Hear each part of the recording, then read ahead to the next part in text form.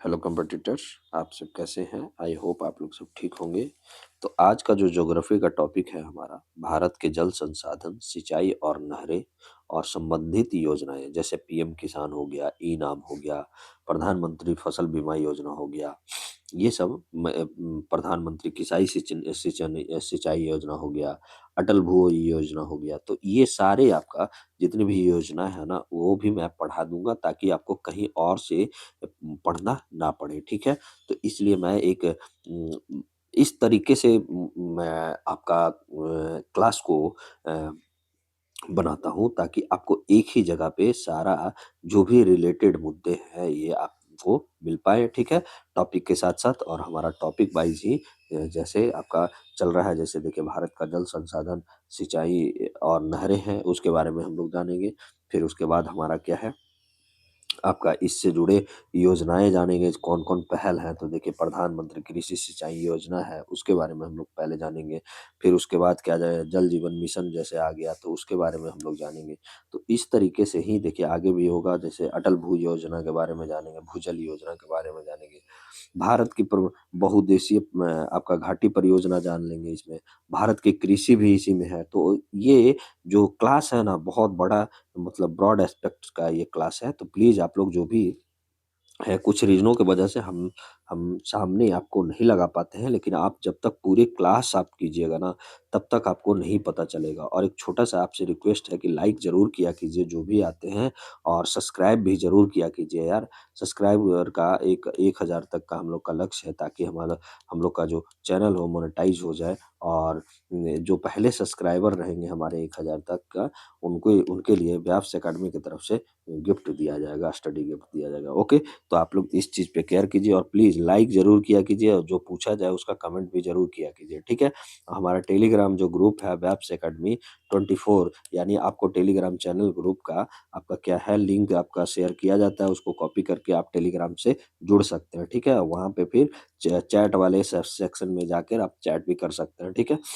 तो आपका स्वागत है हमारे channel variety of exam patterns with strategy channel पे, यानी वेब्स एकेडमी पे।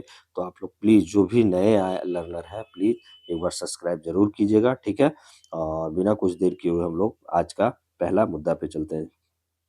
ठीक है, कल आपका क्लास नहीं हो पाया था, मेरी तबीयत अभी भी सही नहीं है, लेकिन तब भी मैं आप लोगों के लिए क्लास ले पा रहा हूँ आज, ठीक है? ओके, तो इतना मेहनत करने पर आप लोग थोड़ा-सा तो हम हमारे तरफ भी प्रतिबद्धताएँ दिखाइए, ओके? जो भी स्टूडेंट लोग हैं और जो पुराने स्टूडेंट हैं, प्लीज़ आप लोग लाइक ज़रूर किया कीजिए, आप लोग भी लाइक नहीं कर रहे हैं, ठीक है? और शेयर भी किया कीजिए, ओके? तो चलते हैं, पहला जो हमारा है, क्या टॉपिक है, भारत के जल संसाधन, सिंचाई और नहरें, क्या होता है ये? ठीक है?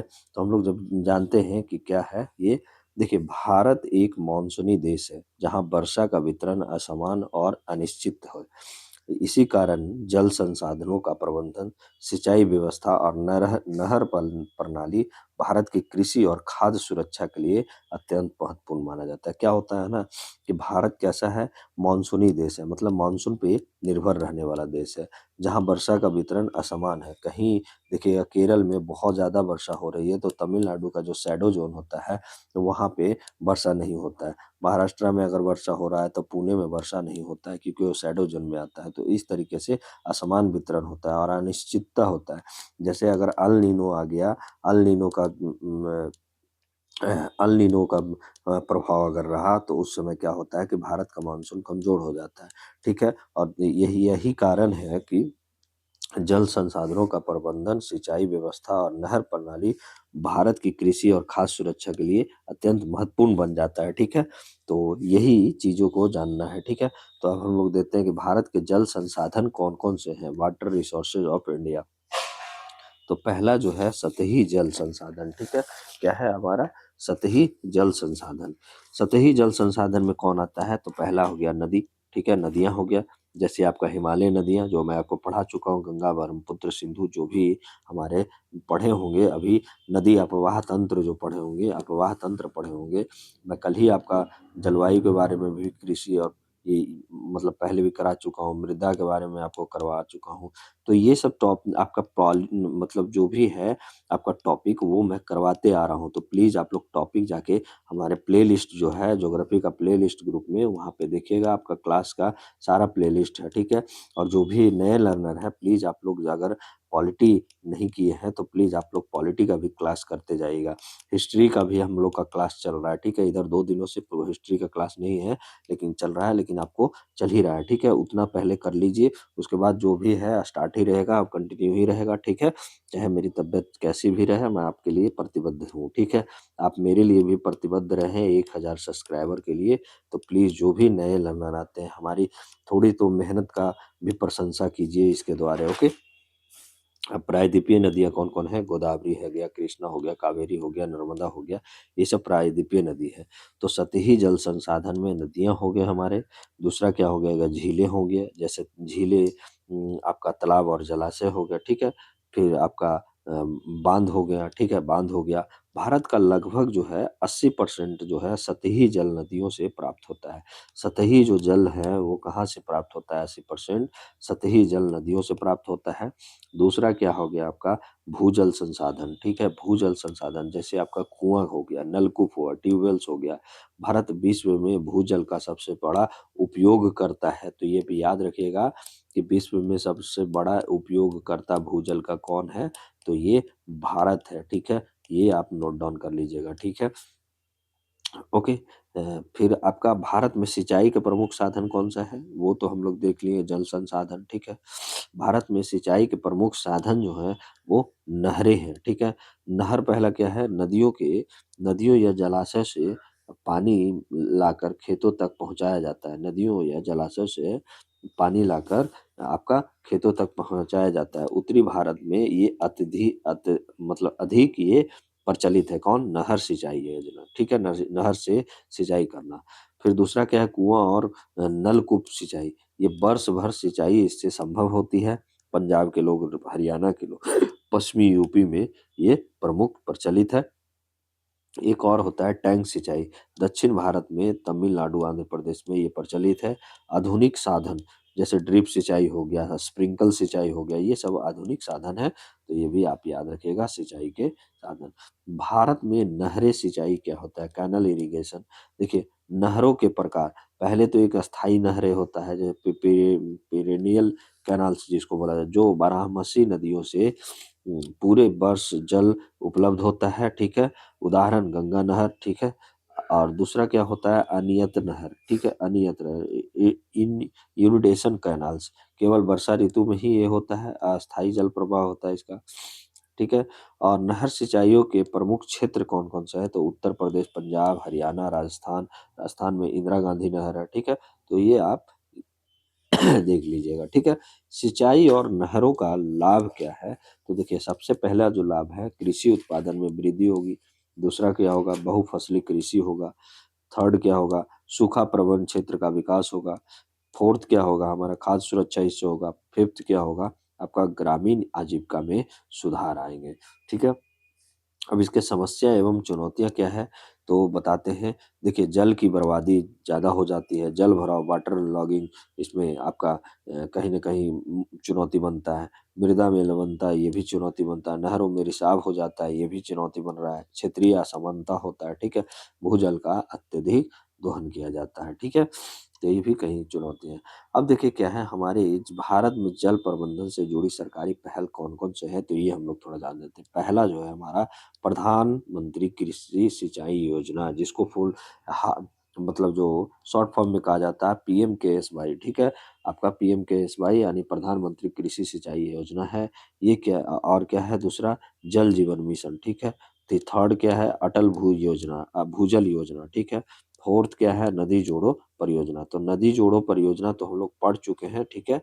लेकिन ये तीनों जो है आपका जल जीवन मिशन हो गया, अटल भू योजना हो गया, प्रधानमंत्री किसाई सिंचाई योजना। इसके बारे में थोड़ा-सा हम लोग चलते हैं। तो पहला हमारा क्या है प्रधानमंत्री कृषि सिंचाई योजना। देखिए जो भी आपके टॉपिक में आ रहा है उसको मैं पढ़ाते जा रहा हूँ, ठीक है? ताकि आपको कहीं और भी कोई भी जानकारी लेने की ज़रूरत ना पड़ सके। इससे ऐसा नहीं है कि सिर्फ़ आपका जो ज्योग्राफ़ी का टॉपिक मैं लाया हूँ वहीं तक सीमित है। ज्योग्राफ़ी के टॉपिक से आपका करंट से लेके सारा मुद्दा मैं रिलेट करके ही पढ़ाता हूँ, ठीक है? तो मेरा ऐसा ही पैटर्न है पढ़ाने का। जो भी नए स्टूडेंट या लर्नर हैं, तो प्लीज़ आप लोग केयरफुली पढ़ते रहिए, हमारे साथ जुड़े रहिए। और पॉलिटी मैंने पूरा करवा चुका हूँ, मेरा द हिंदू का क्लास भी चल रहा है और आपका हिस्ट्री और ज्योग्राफी अभी कंटिन्यू है, तो ये भी हो जाएगा। इसके होने के बाद जल्द ही आपके लिए साइंस भी मैं लाऊँगा, ठीक है? साइंस का भी क्लास लाऊँगा, ठीक है? आपका 8 मार्च का जो जेपीएससी होने वाले हैं, 14वीं जेपीएससी, वो आपका छूटेगा नहीं। बीपीएससी एडीओ का जो एग्ज़ाम होने वाला है, वो भी आपका अप्रैल में होना है, वो भी नहीं छूटेगा। और 72वीं बीपीएससी का अभी से ही तैयारी आप लोग शुरू कर चुके हैं, ठीक है? इसके माध्यम से, ओके? प्रधानमंत्री कृषि सिंचाई योजना क्या है? देखिए, इसका प्रारंभ जो हुआ था, वर्ष 2015 में हुआ था। मंत्रालय कौन-सा है? जल शक्ति मंत्रालय प्लस कृषि एवं किसान कल्याण मंत्रालय उद्देश्य, ठीक है? मंत्रालय द्वारा इसको शुरू किया गया है, तो ये भी याद रखिएगा। मंत्रालय सिर्फ कृषि एवं किसान कल्याण मंत्रालय नहीं, जल शक्ति मंत्रालय प्लस कृषि एवं किसान मंत्रालय, किसान कल्याण मंत्रालय द्वारा ये शुरू किया गया है। उद्देश्य क्या है इसका? तो हर खेत को पानी, ठीक है? हर खेत को पानी, पहला उद्देश्य। दूसरा क्या है कि मोर क्रॉप पर ड्रॉप, ठीक है? प्रति बूंद अधिक फसल। था आपका 2 इसका उद्देश्य है, तो प्लीज़ आप लोग ये दोनों उद्देश्य को याद रखिएगा। प्रधानमंत्री कृषि सिंचाई योजना के प्रमुख घटक कौन है? तो पहला जो है एक्सेलरेटेड इरिगेशन बेनिफिट प्रोग्राम। क्या होता है एआईबीपी? तो एक्सेलरेटेड इरिगेशन बेनिफिट प्रोग्राम के बारे में थोड़ा-सा जानते हैं। क्या है? लंबित सिंचाई परियोजना को पूरा करने के लिए, जो भी लंबित सिंचाई परियोजना है, उसको जो लंबा समय से चला आ रहा है, उसको पूरा किया जाए। बड़े बाँध और नहर परियोजना ये लाता है, ठीक है? एक्सेलरेटेड इरिगेशन बेनिफिट प्रोग्राम, ठीक है? दूसरा क्या है कि हर खेत को पानी, क्या है? सिंचाई कवरेज बढ़ाना है, नहर, लिफ्ट इरिगेशन, जल स्रोत का विकास करना, ठीक है? थर्ड क्या है? पर ड्रॉप मोर क्रॉप, ठीक है? पर drop more crop, micro irrigation करना, ठीक है? ड्रिप और स्प्रिंकल सिंचाई करना, ठीक है? दूसरा क्या है? और चौथा क्या है? वाटर शेड डेवलपमेंट, वर्षा जल संरक्षण करना सूखा प्रवाह क्षेत्रों में, ठीक है? तो ये आप याद रखिएगा। अगला जो हमारा योजना है वो कौन-सा है? पहल जल जीवन मिशन, ठीक है? जल जीवन मिशन का प्रारंभ 2019 में, ये कौन-सा मंत्रालय के अंतर्गत आता है? तो जल शक्ति मंत्रालय। और जो आपको मैंने पीछे पढ़ाया पीएमकेएसवाई, प्रधानमंत्री किसान सिंचाई योजना जो पढ़ाया, वो किससे? जल शक्ति मंत्रालय प्लस किसान कल्याण मंत्रालय के अधीन रहता है, तो कन्फ्यूज़ आप नहीं होइएगा उसमें और इसमें, ठीक है? मंत्रालय ज़रूर से ज़रूर आप याद रखिएगा, वर्ष आप ज़रूर, ये 2019 में, और वो कब हुआ था? 2015 में हुआ था। तो ऐसा नहीं कि आगे में आप आ गए हैं तो पीछे वाले को भूल जाइएगा, ऐसा कहीं कभी नहीं कीजिएगा, ठीक है? आपको ये सब चीज़ें जो है आपको याद रहना चाहिए, ताकि जो आने वाले एग्ज़ाम में बहुत अच्छा आप कर पाएँ, आप अपने एग्ज़ाम को निकाल पाएँ, ठीक है? आप जब भी कोई भी लर्नर है, प्लीज़ आप लोग जब आप देखिएगा, मैं आपको क्वेश्चंस भी करवाऊँगा जब आपका एग्ज़ाम जो जैसे 14वीं जेपीएससी वाले आप लोग देने वाले हैं, जब मैं उसका क्वेश्चंस जब आएगा तो एनालाइज़ करवाऊँगा, तो मैं आपको बताऊँगा कि देखिएगा आपको कहाँ से कहाँ मिला है या नहीं मिला है, ठीक है? और मेंस के लिए भी आप लोग तैयार रहिए, जिन बच्चों को लगता है कि आपका मेंस निकलने वाला है, तो प्लीज़ आप लोग रेडी रहिएगा, इंतज़ार मत कीजिएगा कि आपका मीन्स जब डेट निकलेगा तब आपको, और ऐसे भी लगता है कि डेट निकाल ही दिया है, ठीक है? और 72वीं यूपीएससी के वाले भी आप लोग तैयार रहिएगा। बहुत जल्द ही आप लोग के लिए फाउंडेशन कोर्स भी हम लोग लाने के लिए तत्पर हैं। और 1000 जैसे ही होगा हमारा सब्सक्राइबर, हम लोग बाई फेस आप लोग के पास आने वाले जल्दी है, ठीक है? क्या उद्देश्य? हर ग्रामीण परिवार को कार्यात्मक घरेलू नल कनेक्शन देना, पर्याप्त मात्रा में स्वच्छ पेयजल उपलब्ध कराना इसका उद्देश्य है। क्या है? जल जीवन मिशन के प्रमुख लक्ष्य हैं, जो पहला लक्ष्य है कि प्रति व्यक्ति 55 लीटर प्रतिदिन जल प्रोवाइड करवाना, ठीक है? प्रति व्यक्ति 55 लीटर प्रतिदिन, यानी पर व्यक्ति 55 लीटर देना, एक दिन में देना आवश्यक है, इसका लक्ष्य है। और दूसरा क्या है? जल की गुणवत्ता को सुनिश्चित करना है, सामुदायिक भागीदारी को भी बढ़ाना है, सतत जल प्रबंधन करना है। तो ये इसका क्या है? आपका प्रमुख लक्ष्य है, ठीक है? और जल जीवन मिशन के प्रमुख घटक कौन-कौन हैं? तो ये हम लोग थोड़ा-सा घटक देख लेते हैं। पहला जो घटक है हमारा फंक्शनैलिटी, क्या है? नियमित जल आपूर्ति करवाना, निर्धारित गुणवत्ता मानक को भी ये प्रदर्शित करेगा, ठीक है? इंफ्रास्ट्रक्चर, पाइप जल आपूर्ति करना, जल स्रोत विकास को भी बढ़ाना, ठीक है? आपका भंडारण टैंक ये करवाना, ठीक है? तो ये आप याद रखिएगा। आपका थर्ड जो है इसमें क्या है घटक जो है आपका क्या है? क्वालिटी मॉनिटरिंग करना, ठीक है? क्वालिटी मॉनिटरिंग जैसे जल की गुणवत्ता परीक्षण करना है, स्थानीय स्तर पर टेस्टिंग किया जाए जल का। फोर्थ क्या है घटक इसका? कम्युनिटी पार्टिसिपेशन को भी बढ़ाना है, जैसे ग्राम पंचायत हो गया, जल समितियाँ, ये सब की भागीदारी भी शामिल करना है, ठीक है? अगला जो हमारा पहल है आपका अटल भूजल योजना, ठीक है? देखिए हम लोग प्रधानमंत्री किसान सिंचाई योजना पढ़ लिए, आपका जल जीवन मिशन योजना पढ़ लिए। अब जो हमारा फर्स्ट ये, दो सेकंड ये और ये थर्ड हमारा है अटल भूजल योजना। देखिए प्रारंभ कब हुआ? 2019 में। अवधि कितना है इसका? 5 वर्ष के लिए। मंत्रालय कौन है आपका? जल शक्ति मंत्रालय। तो ये सब याद रखिएगा। देखिए ये एक चीज और याद रखिएगा, सहायता कौन कर रहा है? तो वर्ल्ड बैंक कर रहा है इसको, अटल भूजल योजना को, ठीक है? तो ये कहीं न कहीं आपको याद करने वाली बातें हैं, ठीक है? योजना का मुख्य उद्देश्य क्या है? तो पहला क्या है कि भूजल के सतत उपयोग को बढ़ावा देना है। दूसरा क्या है हमारा कि ओवर एक्सप्लॉइटेड और क्रिटिकल ब्लॉक्स में भूजल प्रबंधन करना है। थर्ड क्या है कि सामुदायिक भागीदारी आधारित जल शासन करना है, ठीक है? यह योजना क्या है? Demand side ground water management पर आधारित है। मतलब आप समझ लीजिए कि माँग आधारित जो है आपका मांग आधारित भूजल जो है प्रबंधन पर ये आधारित है। तो ये भी याद रखिएगा आप, जितनी मांग है उस तरीके से ये प्रबंधन किया जाएगा। ओके। अगला जो है अटल भूजल योजना के प्रमुख घटक कौन कौन है? तो ये भी देख लेते हैं। पहले घटक जो है हमारा इंस्टीट्यूशनल स्ट्रेंथिंग है। क्या है? जल प्रशासन को सुदृढ़ करना है, भूजल डेटा प्रबंधन करना है, ठीक है? और दूसरा क्या है हमारा? कम्युनिटी पार्टिसिपेशन बढ़ाना है, ग्राम पंचायतों की भूमिका इसमें लाना है, जल बजट और जल उपयोग को भी क्या है? योजना को बढ़ावा देना है। बिहेवियर चेंज करना है, ठीक है? लोगों का व्यवहार में परिवर्तन लाकर क्या करना है? जल संरक्षण जागरूकता कार्यक्रम जैसे चलाएंगे, फसल पैटर्न में बदलाव करवाएंगे, इससे क्या होगा? आपका बिहेवियर चेंज हो जाएगा, ठीक है? कवर क्या किए गए हैं? तो कवर जो किए गए हैं राज्य, वो भी हम लोग थोड़ा-सा देखते हैं कि इसमें कौन-कौन कवर किया गया। पहला हो गया गुजरात, दूसरा हो गया आपका हरियाणा, थर्ड आपका हो गया कर्नाटक, फोर्थ आपका हो गया मध्य प्रदेश, फिफ्थ हो गया आपका महाराष्ट्र, सिक्स्थ हो गया आपका राजस्थान, सेवंथ हो गया उत्तर प्रदेश। ये राज्य जो है भूजल संकटग्रस्त क्षेत्र हैं। तो ये आप याद रखिएगा, ये जो सातों राज्य हैं जो भूजल संकटग्रस्त क्षेत्र में गिनती आते हैं, ठीक है? अगला क्या है हमारे लिए कि भारत की बहुउद्देशीय घाटी परियोजना। क्या है भारत की बहुउद्देशीय घाटी परियोजना?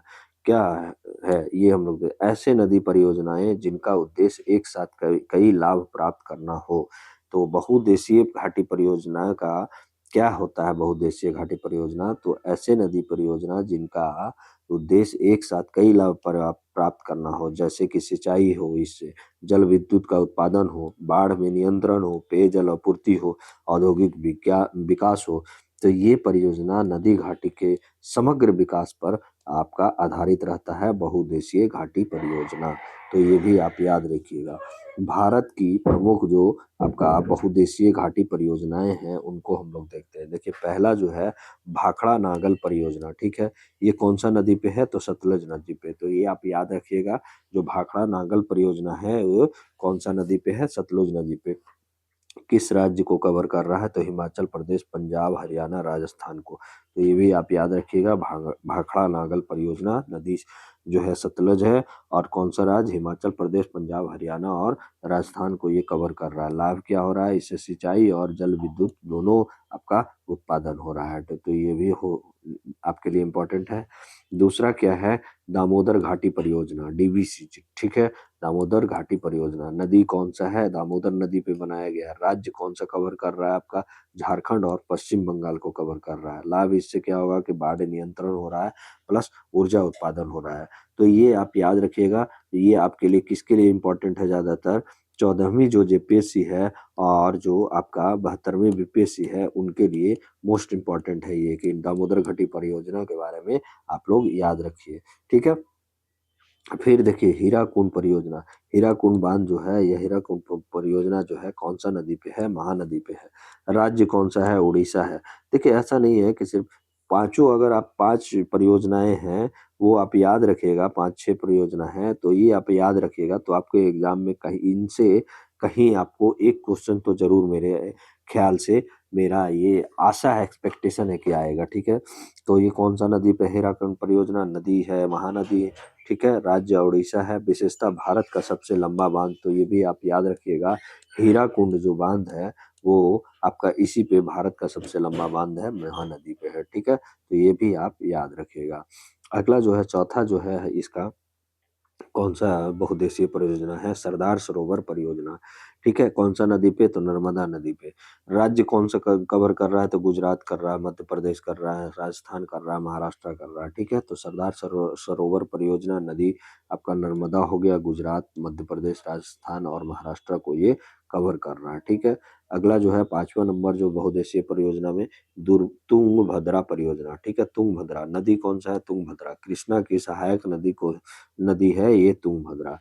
और ये कौन सा राज्य को कवर कर रहा है? तो राज्य हमारा हो जाएगा कर्नाटक और आंध्र प्रदेश। ओके, तो ये भी आप याद रखिएगा। अगला जो है कोसी परियोजना। देखिए 72वें बीपीएससी वाले प्लीज आप लोग फोकस कीजिएगा इस पे। ठीक है, 72वें बीपीएस है, कौन सी नदी पे है? तो कोसी नदी पे। राज्य कौन सा है? बिहार। और ये क्यों किया किया जा रहा है कोसी परियोजना? तो बाढ़ नियंत्रण को के लिए, क्योंकि कोसी को भारत का सॉरी बिहार का अगर किसी को शोक कहा जाता है कौन सा नदी को, तो आप कोसी लगाइएगा। ठीक है, क्योंकि ये अपने मार्ग को बदलने में बहुत ही प्रसिद्ध है। ठीक है, ओके। बहुउद्देशीय घाटी परियोजनाओं के लाभ कौन कौन से हैं? तो अब लाभ हम लोग देखते हैं। तो पहला लाभ हो जाएगा हमारा, कृषि उत्पादन में वृद्धि हो आएगा इससे। दूसरा क्या है कि बाढ़ और सूखे पर नियंत्रण होता है। ठीक है, थर्ड क्या होगा? ऊर्जा उत्पादन हो सकता है। ठीक है, फोर्थ क्या होगा? वो औद्योगिक विकास के लिए महत्व रखता है। ठीक है, पांचवा क्या होगा कि क्षेत्रीय संतुलन इससे बनी रहती है। ओके। समस्या और आलोचना क्या क्या है? तो ये भी हम लोग थोड़ा सा समस्या आलोचना देखते हैं। पहला समस्या आलोचना, बड़े पैमानों पर विस्थापन होगा। ठीक है, दूसरा क्या होगा? पर्यावरणीय क्षति हो सकता है। थर्ड क्या हो सकता है? नदी पारिस्थितिकी प्रभावित हो सकते हैं। फोर्थ क्या होगा कि सामाजिक विरोध, जैसे नर्मदा बचाओ आंदोलन भी चलाए गए हैं। ठीक है, तो ये आप याद रखिएगा। भारत की जो कृषि है, अब हम लोग थोड़ा सा भारत की कृषि पे पढ़ते हैं। उतना जो है बहुउद्देशीय परियोजना खत्म हो गया, तो अब ये भारत की कृषि आते हैं। तो भारत कैसा देश है? एक कृषि प्रधान देश है, तो ये हम लोग याद रखिएगा। लगभग आपका 50% से अधिक जनसंख्या आजीविका के लिए कृषि पर ही निर्भर है। और जीडीपी में योगदान घटा है, लेकिन रोजगार में सर्वाधिक योगदान है। तो ये भी आप याद रखिएगा। ठीक है, भारत की कृषि की प्रमुख विशेषताएं कौन कौन से हैं? तो पहला तो है कि मानसून पर निर्भरता होता है, छोटे और सीमांत किसानों बहुसंख्यक में है। थर्ड क्या है आपका? बहुफसली कृषि होता है। और फोर्थ है जो श्रम प्रधान ये है। ठीक है, कम उत्पादकता अनेक क्षेत्रों में भी ये आपका कहीं न कहीं इसकी विशेषताओं को बता रहा है। ठीक है, भारत की प्रमुख फसलें जो है, क्रॉपिंग सीजन कौन-कौन से हैं? तो ये हम लोग फसल ऋतु, भारत की फसल ऋतुएँ देखते हैं। तो देखिए पहला हो गया आपका खरीफ फसल। खरीफ फसल में कौन बुआई जो होता है आपको जून से जुलाई में होता है। ठीक है, और कटाई जो होगा आपका अक्टूबर तक, अक्टूबर में होगा। उदाहरण के लिए धान हो गया, मक्का हो गया, कपास हो गया। तो ये सब उदाहरण है, ये आप याद रखिएगा। खरीफ फसल, धान, मक्का और कपास। सेकंड, देखिए इस तरीके का क्वेश्चन बनाया जाता है। सेकंड, बुआई जो होगा जब धान कटेगा, यानी धान कटा तो रबी आया। ठीक है, खरीफ। ठीक है, तो अक्टूबर में इसका बुआई हो जाएगा और कटाई जो होगा मार्च अप्रैल में होगा। उदाहरण के लिए गेहूं, चना, सरसों। ठीक है, गेहूं, चना, सरसों कैसा है? राबी फसल, गेहूं, चना और सरसों। और जो धान, मक्का, कपास है वो क्या है? खरीफ फसल है। तो ये भी आप याद रखिएगा। अगला जो है कि जायद फसलें, जायद फसलें के बारे में थोड़ा सा जानते हैं। तो जायद फसलें जो होते हैं रबी और खरीफ के बीच में होता है। जैसे आपका रबी और खरीफ अक्टूबर टू मार्च जो होता है आपका, और यही मार्च अप्रैल में, मार्च अप्रैल से आपका जो जून जुलाई में बीच में होता है, ये आपका दोनों के बीच में फसल होता है। ठीक है, जैसे आपका उदाहरण हो गया तरबूजा, खीरा। ठीक है, उदाहरण तरबूजा और खीरा। भारत की प्रमुख फसलें कौन-कौन से हैं? तो ये भी हम लोग देखते हैं। देखिए पहला तो खाद्यान्न फसलें, जो खाद्यान्न फसलें हैं, जैसे आपका चावल हो गया, गेहूँ हो गया, दालें हो गया, वाणिज्यिक फसलें दूसरा क्या है, तो कपास, गन्ना, जूट, ये सब क्या है, वाणिज्यिक कॉमर्शियल क्रॉप्स है, ठीक है। और नगदी फसलें जो हैं आपका चाय, कॉफी, रबड़ हो गया, ठीक है। तो ये आपका नगदी फसलें हो गया। अगला जो है क्या कह रहा है कि भारत में कृषि की समस्या क्या है, तो पहला है कि मानसून की अनिश्चितता, ठीक है, मानसून एक जैसा नहीं रहता है। दूसरा क्या है, भूमि का विखंडन होना। थर्ड क्या है, कम सिंचाई सुविधा आना। चार क्या है, तकनीकी पिछड़ापन होना। पांचवा क्या है, किसानों की आय में कमी आना, ठीक है। तो ये हमारा जो क्या है, भारतीय कृषि में समस्या है। अब सरकारी पहले कौन कौन है, देखिए, प्रधानमंत्री किसान, ठीक है, पीएम किसान योजना, ठीक है।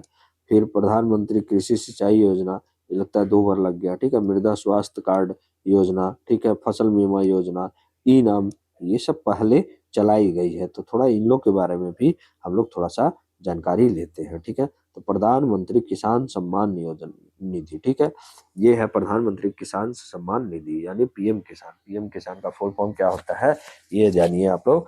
तो प्रधानमंत्री किसान सम्मान निधि योजना, ठीक है। तो ये आप याद रखिए। इसका प्रारंभ कब हुआ था, तो वर्ष 2019 में। कौन सा मंत्रालय के अंतर्गत आता है, तो किसान सम्मान निधि जो है कौन सा, कृषि एवं किसान कल्याण मंत्रालय के अधीन होता है, ठीक है। ये नेचर में कैसा है या प्रकृति कैसी है इसकी, केंद्रीय क्षेत्र की योजना है, सेंट्रल सेक्टर स्कीम है, ठीक है। इसमें 100% जो है आपका केंद्र, देखिए एक होता है सेंट्रल सेंट्रल आपका स्पॉन्सर्ड, मतलब होता है केंद्र प्रायोजित योजना। तो केंद्र प्रायोजित में जो होता है सेंट्रल का और स्टेट का मतलब शेयर होता है, यानी कहीं कहीं पे आपका 70 भी देता है, लेकिन मोस्टली जगह पर 60% और 40% का रेशियो पैसा का खर्च आता है। यहाँ पे जो केंद्र जो है सरकार 100% आपका व्यय करेगा, ठीक है, खर्च मैंने वित्त करेगा, पोषित करेगा, ठीक है। उद्देश्य क्या है इसका, छोटे और सीमांत किसानों की आय सहायता करना, कृषि आदानों जैसे बीज हो गया, उर्वरक हो गया, दवा के खर्च में मदद करना, किसानों की आर्थिक स्थिरता को बढ़ाना, ठीक है, इसका उद्देश्य है। अगला जो कह रहा है हमारा, क्या योजना की प्रमुख विशेषता क्या क्या है, तो ये हम लोग देते हैं।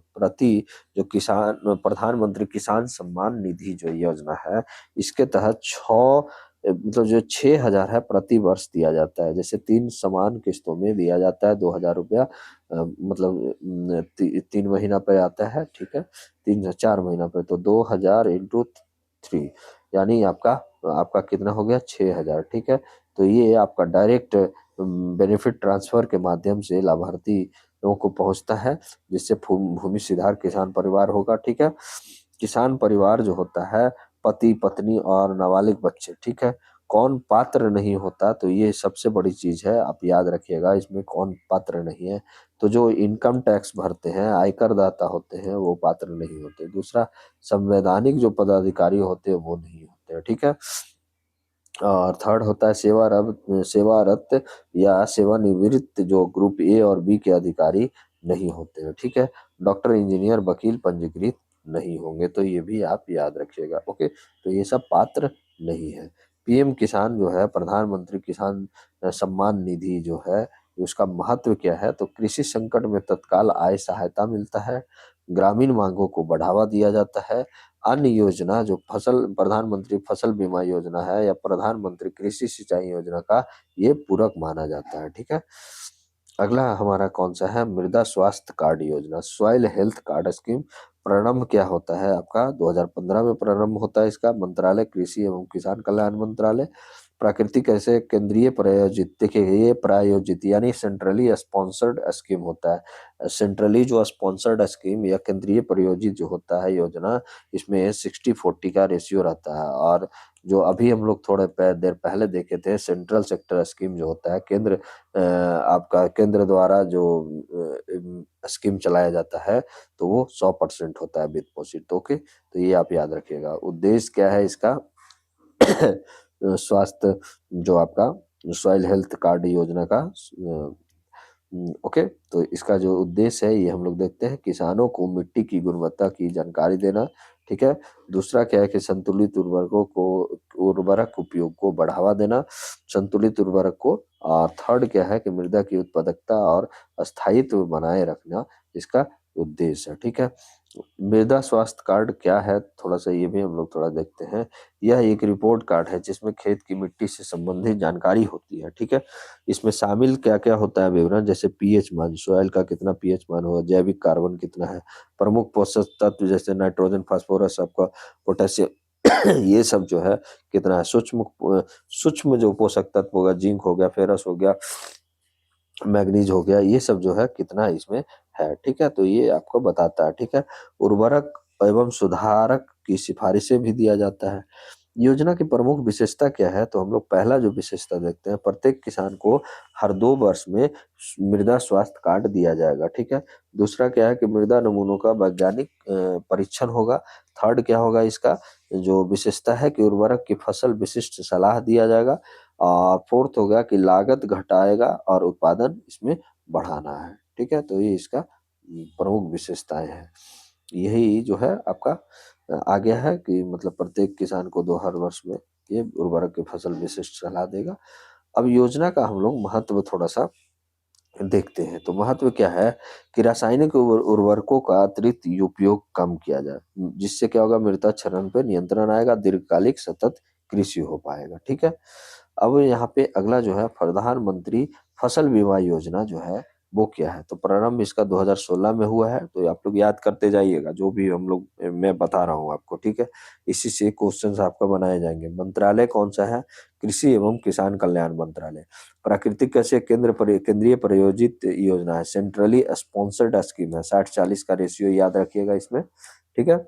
उद्देश्य क्या है हमारा इसका, प्रधानमंत्री फसल बीमा योजना का, कि प्राकृतिक आपदाओं से होने वाले फसल नुकसान से किसानों की रक्षा करना, कृषि में जोखिम को कम करना, और थर्ड है किसानों को आर्थिक स्थिरता प्रदान करना, ये इसका उद्देश्य है, ठीक है। अब हमारे पास जो है इसकी विशेषता क्या क्या है, प्रमुख विशेषता हम लोग देख लेते हैं प्रधानमंत्री फसल बीमा योजना की। तो ये सबसे पहला जो है बीमित जोखिम, जैसे सूखा, बाढ़, ओलावृष्टि, चक्रवात, आपका कीट रोग आ गया। तो इसमें क्या है कि ये बीमित को जोखिम को बीमित किया जाता है, यानी इसके लिए इंश्योरेंस आप करवा सकते हैं। प्रीमियम दर जो होता है खरीफ फसलों के लिए 2% और रबी फसलों के 1.5%।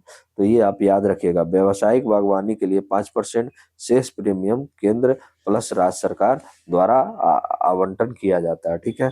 कवरेज कौन कौन है, तो आपका जो ऋणी है, लोनी है और गैर ऋणी किसानों को किया जाता है। अधिसूचित फसलें और क्षेत्र पर ये लागू होता है, ठीक है। अब इसकी तकनीकी विशेषता क्या है, तो डीबीटी के माध्यम से दावा भुगतान होता है और रिमोट सेंसिंग किया जाता है, ड्रोन, स्मार्टफोन, त्वरित नुकसान का आकलन होता है, ठीक है। तो ये भी आप याद रखिएगा। और फसल बीमा, जो प्रधानमंत्री फसल बीमा योजना का महत्व क्या है, तो पहला महत्व हम लोग देखते हैं कि जलवायु परिवर्तन के संदर्भ में ये सुरक्षा प्रदान करता है। दूसरा क्या है, किसान आत्महत्याओं में कमी आई है इससे। थर्ड क्या है कि कृषि ऋण प्रवाह को भी ये प्रोत्साहन किया जाता है, ठीक है। अब अगला जो हमारा मुद्दा बनता है इसमें ई नाम आता है, ठीक है। नेशनल एग्रीकल्चर मार्केट, ई इलेक्ट्रॉनिक नेशनल एग्रीकल्चर मार्केट प्रारंभ कब हुआ, 2016 से। मंत्रालय कौन सा है, कृषि एवं किसान कल्याण मंत्रालय है। प्राकृतिक कैसा है, pan India electronic trading platform है, pan India electronic trading platform है। ई नाम होता क्या है, ये थोड़ा सा हम लोग देखते हैं। तो ई नाम एक क्या है, ऑनलाइन कृषि व्यापार मंच है जो देश भर की एपीएमसी मंडियों को एकीकृत राष्ट्रीय बाजार में जोड़ता है। ये जो है ना कि क्या करता है, देश भर के जितने भी आप मंडी देखते होंगे, एपीएमसी मंडी जो देखते होंगे, उसको एक इंटीग्रेटेड करके क्या करेगा, एक व्यापार मंच प्रदान करता है ई नाम, ठीक है। उद्देश्य क्या है, कृषि उत्पादों के लिए एकीकृत राष्ट्रीय बाजार आपका बनाना, किसानों को बेहतर मूल्य खोज खोज देना, ठीक है। बिचौलियों की भूमिका में यहाँ कमी करना है और पारदर्शी और प्रतिस्पर्धा व्यापार इससे आएगा, ऐसा मतलब कहा जाता है, ठीक है। इसकी विशेषताएं, पहला तो होगा कि ऑनलाइन बोली प्रणाली होगी, ऑक्शन जो होगा। दूसरा क्या होगा, गुणवत्ता आधारित मूल्य निर्धारण होगा। थर्ड क्या होगा कि अंतरराज्यीय व्यापार को बढ़ावा मिलेगा, ठीक है। ई भुगतान प्रणाली क्या है, तो किसानों और व्यापारियों और कमीशन एजेंटों का पंजीकरण होता है यहाँ पे, ठीक है। ई नाम से जुड़े संस्थान कौन कौन है, तो small farmers agri business consortium, ठीक है, कॉन्सोर्टियम, ठीक है, कंसोर्टियम, ठीक है।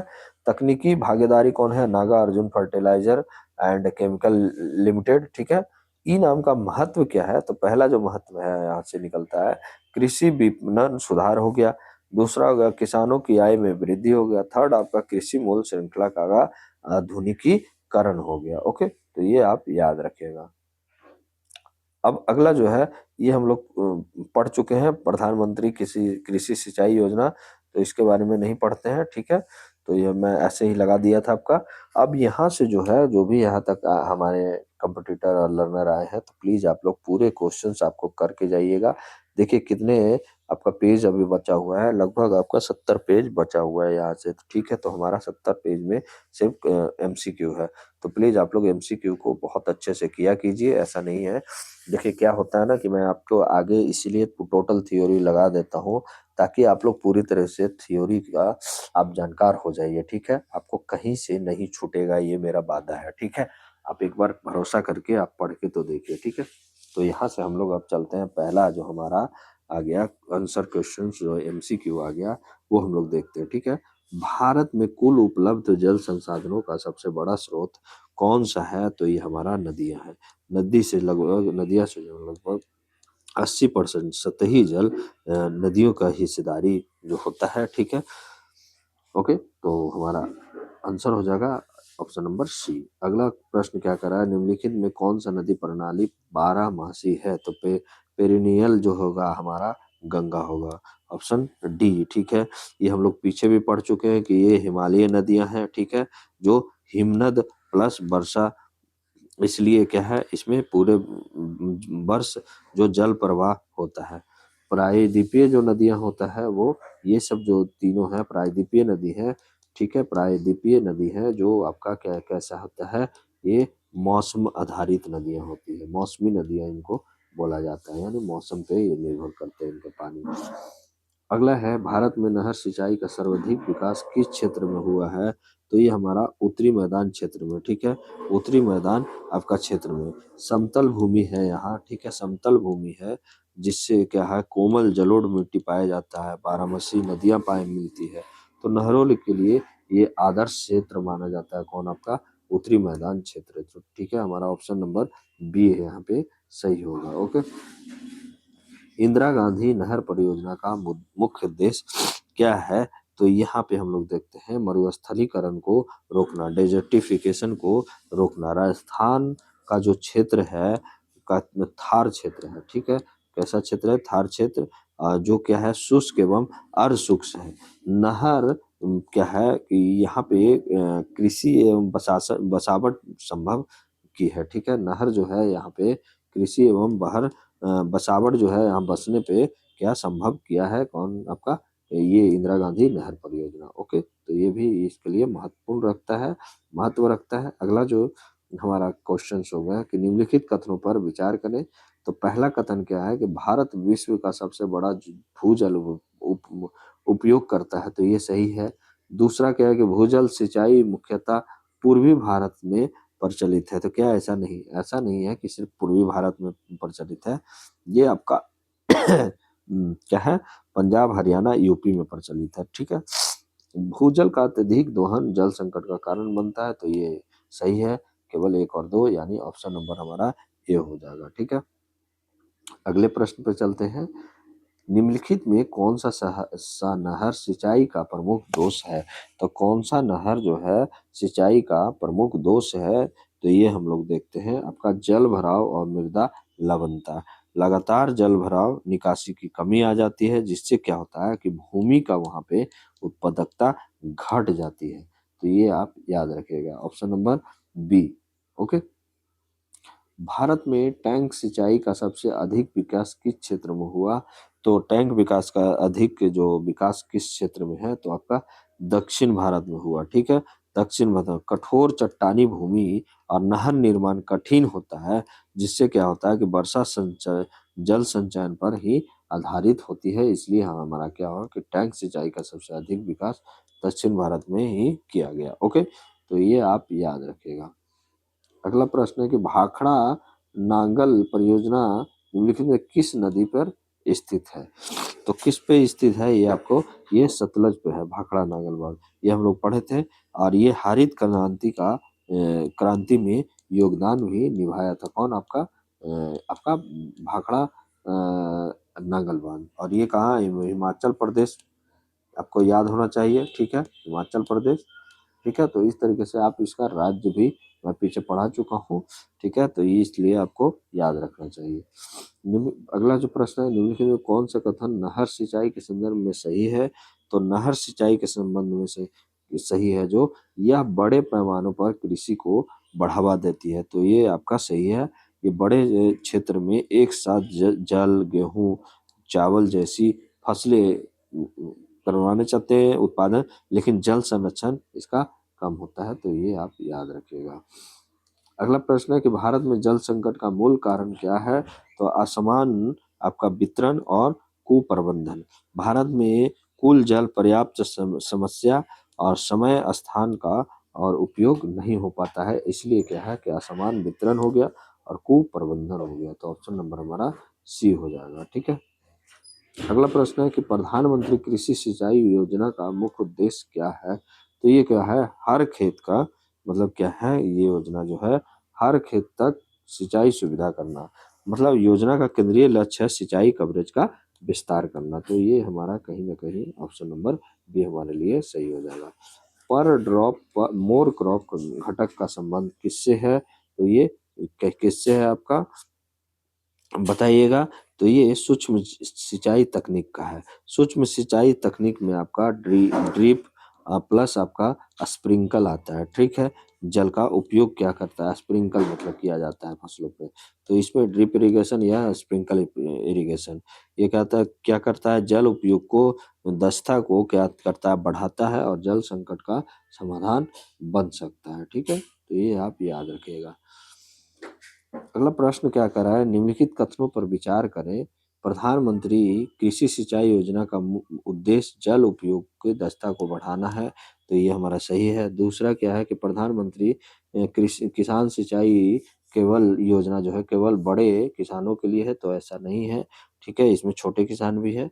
और थर्ड जो है सूक्ष्म सिंचाई इसका एक महत्वपूर्ण घटक है। तो ये भी सही है, यानी ऑप्शन नंबर हमारा बी सही हो जाएगा। ओके, अगले प्रश्न पे चलते हैं कि प्रधानमंत्री किसान सिंचाई योजना का संबंध निम्नलिखित में किस समस्या का समाधान से है? तो किस समस्या का समाधान से है आपका? तो जल असमानता और सिंचाई संकट में।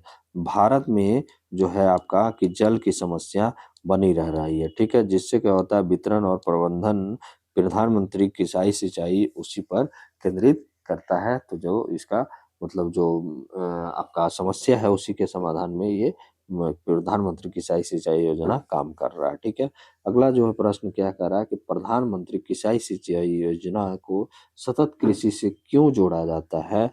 तो ये कहीं ना कहीं आपका, क्योंकि यह जल संरक्षण और दक्ष उपयोग को बढ़ावा देता है। ठीक है, तो इसीलिए क्या कहा गया था कि कम जल अधिक उत्पादन, दीर्घकालीन संसाधन संसाधन संरक्षण जो SDG 2 है और SDG 6 से जुड़े मुद्दे ये है। ठीक है, अगले प्रश्न में हम लोग चलते हैं कि जल जीवन मिशन का मुख्य उद्देश्य क्या है? तो ये आप लोग बताइए कि जल जीवन का मुख्य उद्देश्य, तो ग्रामीण घरों में पाइप से पेयजल पहुंचाना, ऑप्शन नंबर बी। ठीक है, यानी नल से जल, टैप वाटर सप्लाई। ठीक है, टैप वाटर सप्लाई। ओके तो ये आप क्वेश्चन याद रखिएगा। अगले प्रश्न पे चलते हैं कि जल जीवन मिशन के तहत प्रति व्यक्ति प्रतिदिन कितना जल उपलब्ध कराना है? तो ये 55 लीटर करवाना है। ठीक है, प्रतिदिन। ठीक है, प्रति व्यक्ति को। ओके, तो ये आप याद रखिएगा। निम्नलिखित कथनों पर विचार कीजिए। पहला जो कथन है कि जल जीवन मिशन केवल ग्रामीण क्षेत्रों तक सीमित है, ऐसा नहीं है। दूसरा क्या है कि मिशन में जल गुणवत्ता निगरानी पर बल दिया गया है, तो ये सही है।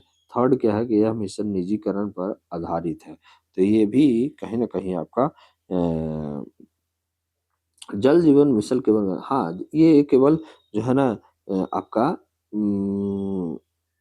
कहीं न कहीं ये हमारा ग्रामीण क्षेत्र तक ही सीमित है। मिशन में जल गुणवत्ता निगरानी को बदल देता है, लेकिन यह मिशन निजीकरण पर आधारित नहीं है, सामुदायिक मॉडल पर आधारित है। तो ऑप्शन नंबर हमारा थर्ड जो है गलत हो जाएगा, यानी ऑप्शन नंबर हमारा ए जो है सही होगा, 1 और 2, ठीक है? कथन 1 और 2 यहाँ पे सही होगा।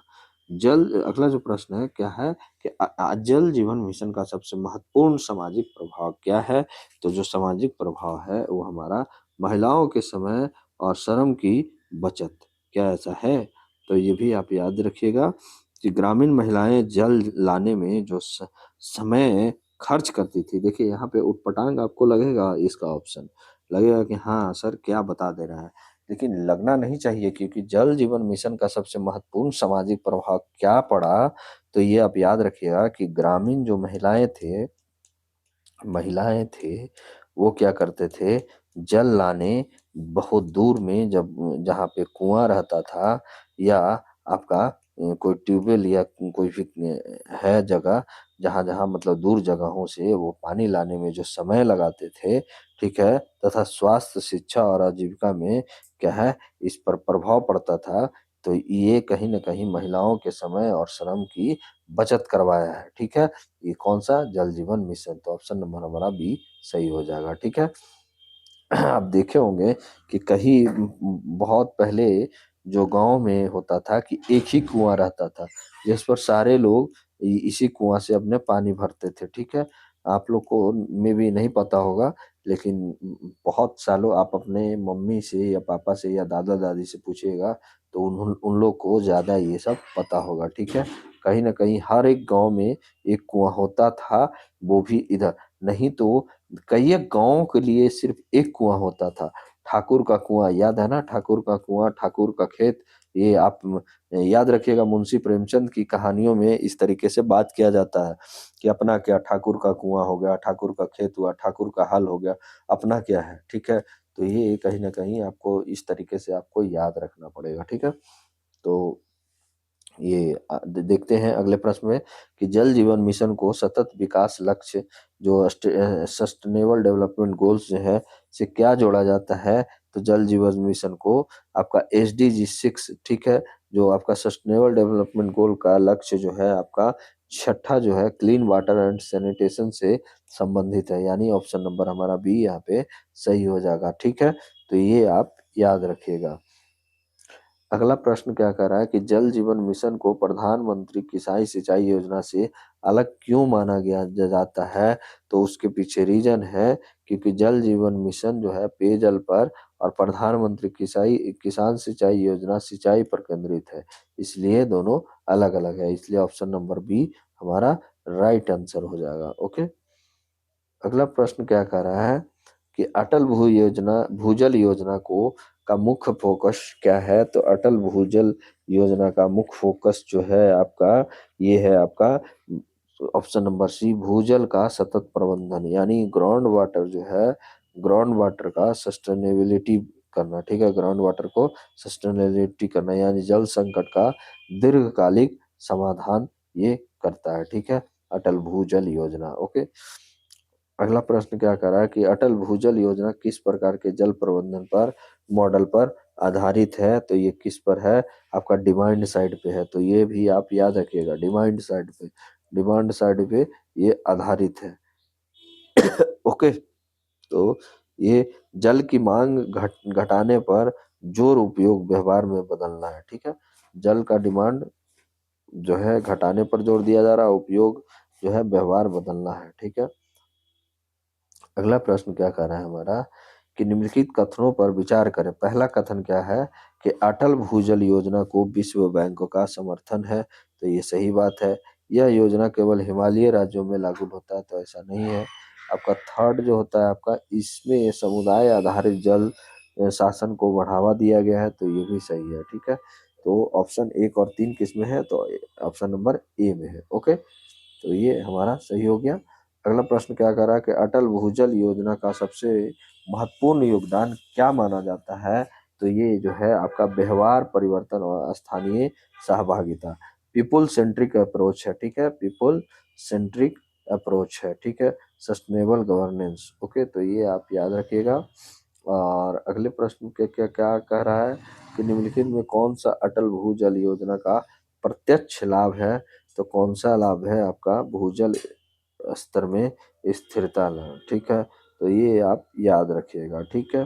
कि ओवर आपका एक्सट्रैक्शन होता है ना, को नियंत्रित करने के लिए दीर्घकालिक जल सुरक्षा चाहिए। ठीक है, तो ऐसा ये मांग करते हैं। ठीक है, अगला प्रश्न है कि अटल भूजल योजना को नीचे से ऊपर यानी बॉटम अप अप्रोच क्यों कहा जाता है?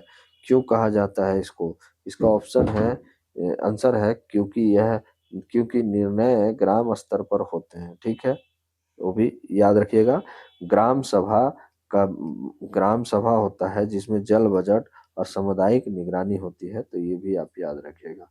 अटल भूजल योजना को नीचे से ऊपर क्यों कहा जाता है, बॉटम अप अप्रोच कहा जाता है, क्योंकि ये निर्णय जो होता है ग्राम स्तर पर होते हैं। ठीक है, अगला प्रश्न क्या कह रहा है कि भारत में बहुउद्देशीय घाटी परियोजना का मुख्य उद्देश्य क्या है?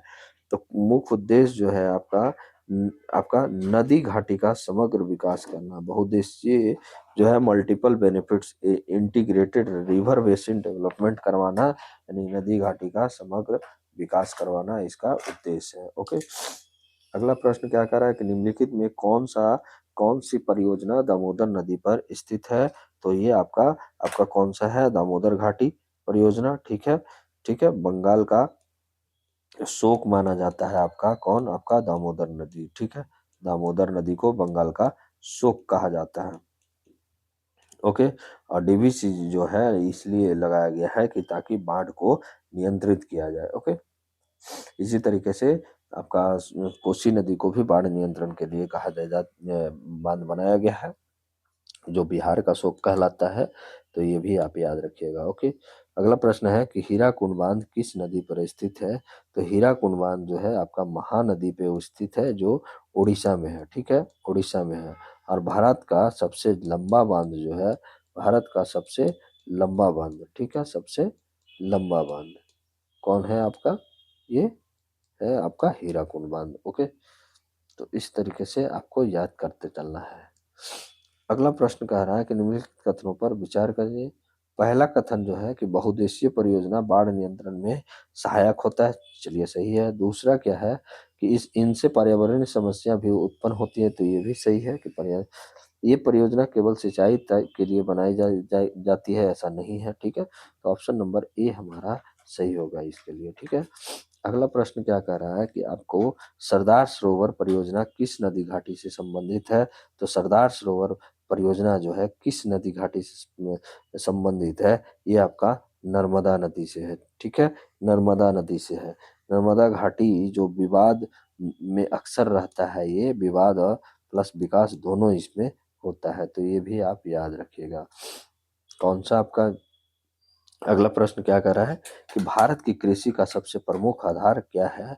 तो क्या है आपका? मॉनसून है। ठीक है, विकास बनाम पर्यावरण है। ठीक है, और पुनर्वास जैसे विविधता भी यहाँ पाए जाते हैं, तो ये भी आप याद रखिएगा। अगला प्रश्न कह रहा है कि निम्नलिखित जो है आपका कौन सा खरीफ फसल है? तो ये आप याद रखिएगा, कौन सा खरीफ फसल है हमारा?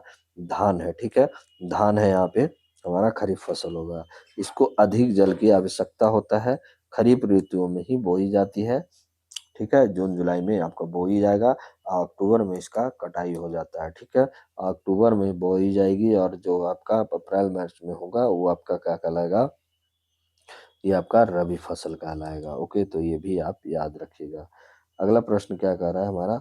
भारत में सबसे अधिक बोई जाने वाली खाद्यान्न फसलें कौन सी है? तो ये आपका चावल है। ठीक है, सर्वाधिक क्षेत्रफल पर ये हो जाता है पूर्वी और दक्षिणी भारत का में प्रमुख ये होता है, इसीलिए दक्षिण भारत के लोग भी चावल को प्रेफर करते हैं, और पूर्वी जैसे झारखंड हो गया, बंगाल हो गया, ये सब भी चावल को प्रेफर करते हैं। ओके, निम्नलिखित कथनों पर विचार करें।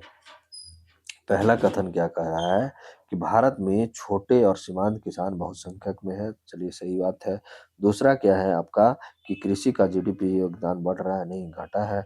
ठीक है, थर्ड क्या कह रहा है? कृषि रोजगार का प्रमुख स्रोत है, तो ये आपका सही है। तो एक और तीन यानी ऑप्शन नंबर ए हमारा सही हो जाएगा। ओके, अगले प्रश्न पे चलते हैं कि भारत में रबी फसल जो है मुख्यतः किस पर निर्भर करती है? तो ये हमारा किस पे निर्भर करेगी? ये आपका शीतकालीन वर्षा और सिंचाई पे निर्भर करती है। रबी जो होता है, रबी फसल जो होता है आपका सर्दी में होता है। और पश्चिमी पश्चिमी विक्षोभ प्लस सिंचाई के लिए महत्वपूर्ण रहता है। ठीक है। अगला प्रश्न है, क्या कह रहा है कि प्रधानमंत्री आपका किसान सम्मान निधि योजना का मुख्य उद्देश्य क्या है? तो ये क्या है कि किसानों को क्या है, प्रत्यक्ष आय सहायता करना। ठीक है। इनकम सपोर्ट स्कीम है, उत्पादन नहीं आय पर फोकस होता है। तो ये आप याद रखिएगा। पीएम किसान में के अंतर्गत किसानों को कितनी राशि प्रदान किया जाता है? तो 6,000 किया जाता है। ठीक है। जो सीधे बैंक खातों में डायरेक्ट बेनिफिट है। पीएम किसान योजना का वित्त पोषण किस प्रकार किया जाता है? तो ये सेंट्रल सेक्टर स्कीम है, यानी केवल केंद्र सरकार 100% यहाँ पे पैसा खर्च करते हैं। तो ये भी याद रखिएगा, सेंट्रली स्पॉन्सर्ड स्कीम नहीं है। निम्नलिखित कथनों पर विचार करें कि पीएम किसान जो है एक आय सहायता योजना है। चलिए सही है। दूसरा क्या है, इसमें लाभ सीधे किसानों के खाते में, ये भी सही है। थर्ड, सभी कृषि मजदूर इसके लाभार्थी हैं, तो ऐसा नहीं है। ठीक है। तो ऑप्शन नंबर ए है। ठीक है। केवल भूमिधारी किसान ही इसके लिए लाभदायक है। अगला प्रश्न है कि पीएम किसान योजना को अन्य योजना से अलग क्यों माना जाता है? पीएम किसान को योजना को अन्य किसान योजना से अलग क्यों माना जाता है? तो उसके पीछे रीजन है, यह डायरेक्ट इनकम ट्रांसफर पर आधारित है, यानी ऑप्शन नंबर सी हमारे लिए सही हो जाएगा। अगला प्रश्न क्या कर रहा है कि पीएम किसान योजना की सबसे बड़ी सीमा लिमिटेशन क्या मानी जाती है? तो ये जो मानी जाती है आपका राशि अपर्याप्त होना, यानी 6,000 जो है पर्याप्त नहीं है। लागत और महंगाई के मुकाबले ये बहुत ही कम हो जाता है। ठीक है। अगला प्रश्न है कि मृदा स्वास्थ्य कार्ड योजना का मुख्य उद्देश्य क्या है? तो इसका जो है कि आपका मृदा की उर्वरता की जानकारी देना। ठीक है। सॉइल हेल्थ आपका जो है कार्ड है, सूचना आधारित योजना है। ठीक है। कैसा है? सूचना आधारित योजना है। ओके। तो ये आप याद रखिएगा। अगले प्रश्न पे हम लोग आते हैं। अगला प्रश्न क्या कह रहा है कि मृदा स्वास्थ्य कार्ड कितने अंतराल पर जारी किया जाता है? तो ये कितने अंतराल पे जारी किया जाता है? तो हर 2 वर्षों पे। ठीक है। तो ये भी आप याद रखिएगा, हर 2 वर्षों पे ये जारी किया जाता है। मृदा गुणों में धीरे धीरे बदलाव भी आते हैं, तो इसलिए इस तरीके से जारी किया जाता है। अगला प्रश्न है क्या कि निम्नलिखित में कौन सा मृदा स्वास्थ्य कार्ड में शामिल नहीं होता है? तो जो नहीं होता है ना, भूजल स्तर नहीं होता है, ऑप्शन नंबर सी। पीएच मान भी होता है, जैविक कार्बन भी होता है, सूक्ष्म पोषक तत्व भी होते हैं। ठीक है। तो ये आप याद रखिएगा। अगले प्रश्न पे हम लोग चलते हैं। क्या कह रहा है कि निम्नलिखित कथनों पर विचार करें। पहला जो कथन है कि मृदा स्वास्थ्य कार्ड उर्वरक उपयोग को संतुलित करता है, तो ये सही है। सेकंड जो है हमारा कि इसके मृदा की दीर्घकालिक उत्पादकता बढ़ती है, तो ये भी सही है। ये योजना केवल बड़े किसानों के लिए है, तो ऐसा नहीं है। ठीक है। केवल आपका ये सभी किसानों के लिए है, तो ये ऑप्शन नंबर ये केवल 1 और 2 सही हो जाएगा। ठीक है। अगला प्रश्न है, क्या कह रहा है कि मृदा स्वास्थ्य कार्ड योजना का सबसे महत्वपूर्ण पर्यावरणीय लाभ क्या है?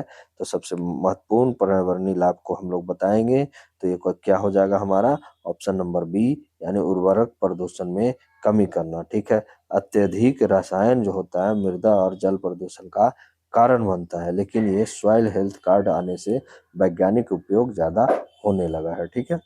अगला प्रश्न क्या कर रहा है कि मृदा स्वास्थ्य कार्ड योजना का ज्ञान आधारित कृषि क्यों कहा जाता है? ज्ञान आधारित कृषि क्यों कहा जाता है मृदा स्वास्थ्य कार्ड योजना को? तो इसके पीछे रीजन है क्योंकि यह डेटा आधारित निर्णय को बढ़ावा देता है, यानी ऑप्शन नंबर बी हमारा सही हो जाएगा। अगला प्रश्न पे आते हैं हम लोग। क्या कह रहा है कि प्रधानमंत्री कृषि सिंचाई योजना का मुख्य उद्देश्य क्या है? तो ये क्या है आपका? कृषि उत्पादन हेतु सिंचाई का विस्तार करना। कृषि उत्पादन बढ़ाने हेतु सिंचाई का विस्तार किया जाना। ठीक है। क्या है इसमें कि डेटा जो है सही निर्णय, इनपुट इफिशियंसी को भी ये बढ़ावा देता है। ठीक है। तो ये आप याद रखिएगा। पर ड्रॉप मोर क्रॉप घटक का मुख्य संबंध किससे है? तो सूक्ष्म सिंचाई तकनीक है। ठीक है। तो ये भी आप याद रखिएगा। जो योजना का फोकस है इरिगेशन कवरेज होगा, एफिशिएंसी, हर खेत को पानी, इसका मूल मंत्र होता है। ठीक है। अगला प्रश्न क्या कह रहा है कि निम्नलिखित कथनों पर विचार करें। पहला जो कथन है कि प्रधानमंत्री किसान सिंचाई योजना एक अम्ब्रेला योजना है, तो ये आपका सही है, अम्ब्रेला योजना है। इसमें केवल नहर सिंचाई को बढ़ावा दिया जाता नहीं, माइक्रो जो इरिगेशन होता है भी शामिल इसमें होता है। जल उपयोग दस्ता इसका प्रमुख लक्ष्य है, तो ये भी सही है। ठीक है, 1 और 3 हमारा कौन सा हो जाएगा? ऑप्शन नंबर बी हो जाएगा। ओके, प्रधानमंत्री कृषि सिंचाई योजना के अंतर्गत वाटर शेड डेवलपमेंट का मुख्य उद्देश्य क्या है? तो ये हमारा जो हो जाएगा वर्षा जल का संरक्षण और मृदा संरक्षण करना। ठीक है, तो ये आप याद रखिएगा। ठीक है, सूखा प्रबंधन क्षेत्र हो गया, वर्षा जल संचयन हो गया, दीर्घकालिक जो जल सुरक्षा हो गया, तो ये कहीं ना कहीं ये आपका जरूरी है, उद्देश्य बताया गया। ठीक है, अगले प्रश्न पे हम लोग चलते हैं कि प्रधानमंत्री कृषि सिंचाई योजना का सबसे बड़ा भौगोलिक लाभ किस क्षेत्र को हुआ है?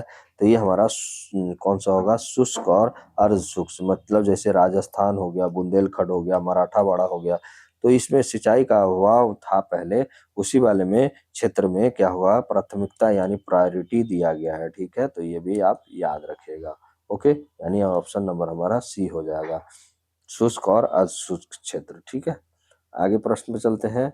आगे प्रश्न क्या कह रहा है कि प्रधानमंत्री कृषि सिंचाई को आपका कृषि सिंचाई योजना को सतत कृषि से क्यों जोड़ा गया है?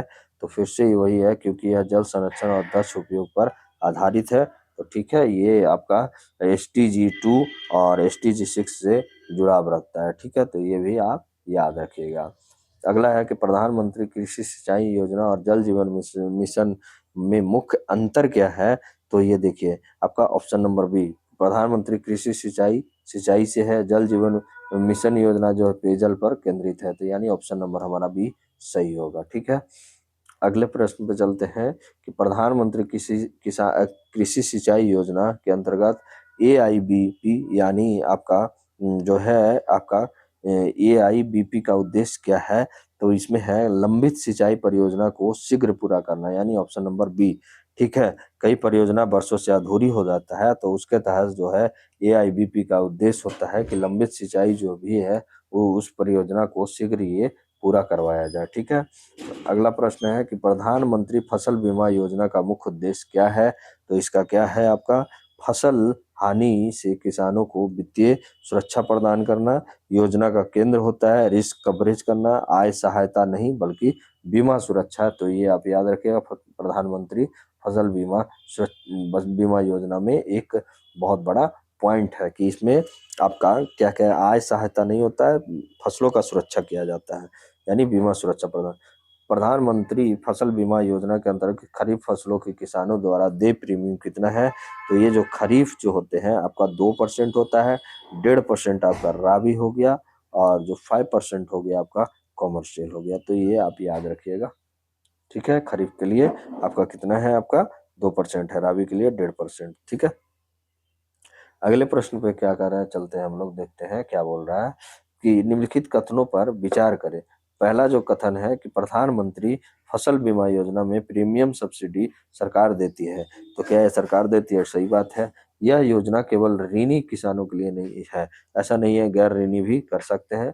थर्ड जो है, इसमें तकनीक आधारित नुकसान का आकलन किया जाता है, तो ये सही है, तकनीक आधारित नुकसान का आकलन किया जाता है, यानी ऑप्शन नंबर हमारा बी होगा, केवल 1 और 3। ठीक है, अगले प्रश्न पे चलते हैं कि प्रधानमंत्री फसल बीमा योजना के अंतर्गत निम्नलिखित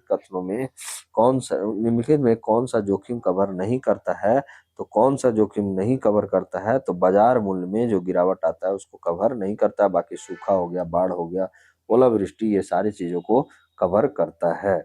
अगले प्रश्न पे चलते हैं, क्या कह रहा है कि प्रधानमंत्री फसल बीमा योजना को आपदा प्रबंधन से क्यों जोड़ा जाता है? उसके पीछे रीजन है क्योंकि यह प्राकृतिक आपदाओं से फसल हानि को कवर करती है। ठीक है, जैसे प्राकृतिक आपदा, सूखा, बाढ़, चक्रवात हो गए, ये सब वित्तीय सुरक्षा जाल इसको बोला जाता है, आपका प्रधानमंत्री फसल बीमा योजना को। आपका प्रधानमंत्री फसल बीमा योजना की सबसे बड़ी चुनौतियां क्या मानी जाती है? तो ये आपकी मानी जाएगी किसानों की जागरूकता और समय पर दावा भुगतान करना। ठीक है, तो ये चुनौती मानी जाती है। Delay in claim statement awareness gap. ठीक है, तो ये आप याद रखिएगा, तो ये सबसे ज्यादा बड़ी चुनौती मानी जाती है। अगला है प्रश्न क्या कह रहा है कि ई नाम का मुख्य उद्देश्य क्या है? तो इसमें जो है आपका कृषि उत्पादों के लिए एकीकृत राष्ट्रीय बाजार बनाना, ठीक है। ई नाम का फुल फॉर्म होता है आपका electronic market irrigation, sorry electronic आपका नेशनल एग्रीकल्चर मार्केट, ठीक है। तो ये आप याद रखिएगा प्लेटफॉर्म है। ई नाम की शुरुआत कब हुआ है? तो ये आपका हुआ है 2016 में, ठीक है। और ये कौन सा मंत्रालय के अधीन आता है? तो प्लीज आप लोग कमेंट करके जरूर हमें बताइएगा, ठीक है। ई नाम, ओके। ई नाम किस संस्था के द्वारा संचालित किया जाता है? तो ये आपका कौन सा है? आपका आपका एफसीआई द्वारा, ठीक है। एफसीआई द्वारा, यानी ऑप्शन नंबर, सॉरी एफसीआई द्वारा नहीं, सैफ द्वारा, एसएफसी द्वारा, ठीक है। ये इसका ऑप्शन नंबर बी है, ठीक है। तो संचालित एसएफसी के द्वारा, ठीक है। अगला जो प्रश्न है कि निम्नलिखित कथनों पर विचार करें। पहला कथन, ई नाम एक ऑनलाइन कृषि व्यापार मंच है, ठीक है। यह एपीएमसी मंडियों को जोड़ता है, तो ये भी सही है हमारा। दूसरा भी, थर्ड क्या है, ये न्यूनतम समर्थन मूल्य तय करता है, ये इसका काम नहीं है, ये तो कैबिनेट कमेटी का काम है, ठीक है। तो ये आप ऑप्शन नंबर हमारा ए हो जाएगा, केवल एक और दो, थर्ड हमारा गलत है। अगला प्रश्न क्या कह रहा है कि ई नाम के संदर्भ में प्राइस डिस्कवरी का अर्थ क्या है? तो प्राइस डिस्कवरी का अर्थ होता है बाजार में प्रतिस्पर्धी बोली से तय मूल्य। तो ऑप्शन नंबर बी हो जाएगा, ठीक है। प्राइस डिस्कवरी का अर्थ क्या हो गया? बाजार में प्रतिस्पर्धी बोली से तय मूल्य, ओके। ऑप्शन नंबर बी हो गया, ठीक है। आज का जो सेकंड लास्ट क्वेश्चन है हमारा कि ई नाम को कृषि सुधार को एक महत्वपूर्ण कदम क्यों माना जाता है? तो इसके पीछे रीजन है क्योंकि ये आपका यह विपणन लागत को घटाता है, ठीक है। यह क्या करता है? विपणन लागत को घटाता है। और प्लीज आपसे रिक्वेस्ट है, 1000 जो हमारे सब्सक्राइबर जल्दी से जल्दी आप लोग करवाइए और लाइक जरूर किया कीजिए, कमेंट भी किया कीजिए, आपसे रिक्वेस्ट है। और जो भी आप देखते हैं तो प्लीज आप लोग टेलीग्राम से हम लोग हमारे साथ जुड़े रहिए। और हमारा आज का लास्ट जो क्वेश्चन है क्या कह रहा है कि निम्नलिखित में कौन सा ई नाम की चुनौतियां हैं? तो ई नाम की चुनौती जो है आपका उपरोक्त सभी हो जाएगा इसमें से। तो ये आप याद रखिएगा कौन सा आपका, ये देखिए आपका कौन सा हो जाएगा चुनौती, ओके। सॉरी, इसमें ई नाम की जो चुनौती है, सॉरी इसमें गलत है, मैं लगा रहा हूँ बाजार में प्रतिस्पर्धी, एक मिनट, ओके। ये ई नाम का जो चुनौती है ये आपका कौन सा है? आपका ये है, क्योंकि यह विपणन लागत को घटाता है, ठीक है। तो ये भी आप देख लीजिएगा कहाँ हम लोग आ गए। ई नाम की चुनौती जो है, लास्ट क्वेश्चन, हाँ, किसानों की डिजिटल साक्षरता, इंटरनेट कनेक्टिविटी, राज्य एवं कानूनों में विविधता, तो ये उपरोक्त में से सभी है हमारा। तो ये आप याद रखिएगा, ऑप्शन नंबर डी हो जाएगा, ओके। तो आज के लिए बस इतना ही। आपको कैसा लगा प्लीज हमारे कमेंट बॉक्स में आप जरूर कमेंट करके बताइएगा। और एक लाइक जरूर बनता है यार। और आप लोग सब्सक्राइब कीजिए, जो भी नए लर्नर आते हैं, 1000 सब्सक्राइबर तक आप लोग को, जो भी सब्सक्राइबर रहिएगा आपको स्टडी गिफ्ट दिया जाएगा। और आज के लिए बस इतना ही। जय हिंद, जय भारत, ओके। चलते हैं।